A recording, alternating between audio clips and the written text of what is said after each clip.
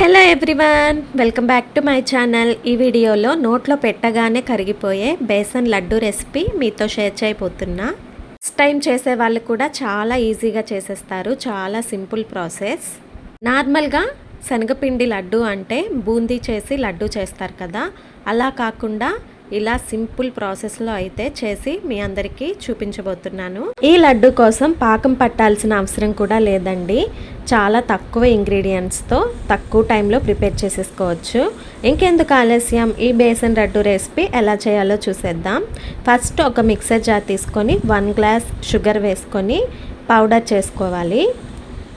నేను ఇక్కడ ఈ లడ్డు కోసం షుగర్ పౌడర్ని యూస్ చేస్తున్నా. ఇందులోనే ఒక 4-5 ఇలాచీని కూడా యాడ్ చేసుకొని ఫైన్ పౌడర్లా గ్రైండ్ చేసి పక్కన పెట్టుకోవాలి. నేను 2 గ్లాసెస్ శనగపిండితో ఈ లడ్డు చేస్తున్నా కాబట్టి 1 గ్లాస్ షుగర్ అయితే కరెక్ట్గా సరిపోతుంది స్వీట్. ఇప్పుడు స్టవ్ ఆన్ చేసి కడాయి పెట్టుకొని ఒక 1/2 కప్ వరకు గీని యాడ్ చేస్తున్నా. మొత్తం నెయ్యిని వాడకపోయినా సగం ఆయిల్ని సగం గీని కూడా కలిపి వాడుకోవచ్చు. కానీ స్వీట్కి నెయ్యిని యూస్ చేస్తేనే మంచి టేస్ట్ అనేది వస్తుంది. ఇప్పుడు ఈ నెయ్యి కొంచెం హీట్ అయిన తర్వాత ఇందులో 2 గ్లాసెస్ వరకు శనగపిండిని వేస్తున్నా. ఇప్పుడు ఈ శనగపిండి నెయ్యిలో బాగా వేయించుకోవాలి. మీడియం ఫ్లేమ్లో పెట్టి ఒక 5 మినిట్స్ వరకు శనగపిండిని వేయించుకోవాలి. ఇలా శనగపిండిని వేయించేటప్పుడు ఉండలుగా కడుతుంది. ఈ ఉండలన్నీ స్మాష్ చేస్తూ పొడిగా వచ్చే వరకు మీడియం ఫ్లేమ్లో పెట్టి వేయిస్తూ ఉండాలి. వేయించేటప్పుడు మంచి స్మెల్ అయితే వస్తుంది. ఈ విధంగా వేయించుకుంటే సరిపోతుంది. ఇలా బాగా వేగిన శనగపిండిలో ముందుగా గ్రైండ్ చేసి పెట్టుకున్న ఇలాచీ షుగర్ పౌడర్ని కూడా యాడ్ చేసేసుకోవాలి. షుగర్ పౌడర్ని వేశాక ఎక్కువసేపు స్టవ్ మీద ఉంచకూడదు. షుగర్ పౌడర్ని యూస్ చేసాం కాబట్టి అడుగున మాడే ఛాన్స్ ఉంటుంది. ఇలా మీడియం ఫ్లేమ్లో పెట్టి ఒక 1 మినిట్ ఈ షుగర్ శనగపిండిలో కలిసే విధంగా బాగా మిక్స్ చేసుకోవాలి. ఈ మిక్స్చర్ అంతా చల్లారిన తర్వాత కొంచెం కొంచెంగా మిక్సర్ జార్లో వేసుకొని పౌడర్లా గ్రైండ్ చేసుకోవాలి. ఎక్కడైనా ఉండలుగా ఏమైనా ఉంటే ఇలా మిక్సర్ జార్లో వేసుకోవటం వల్ల మొత్తం ఫైన్ పౌడర్లా అయిపోతుంది. తినేటప్పుడు ఉండలుగా లేకుండా సాఫ్ట్గా అయితే ఉంటాయి లడ్డూలు. ఇలా అంతా గ్రైండ్ చేసుకొని ఒక ప్లేట్లోకి అయితే తీసుకోవాలి.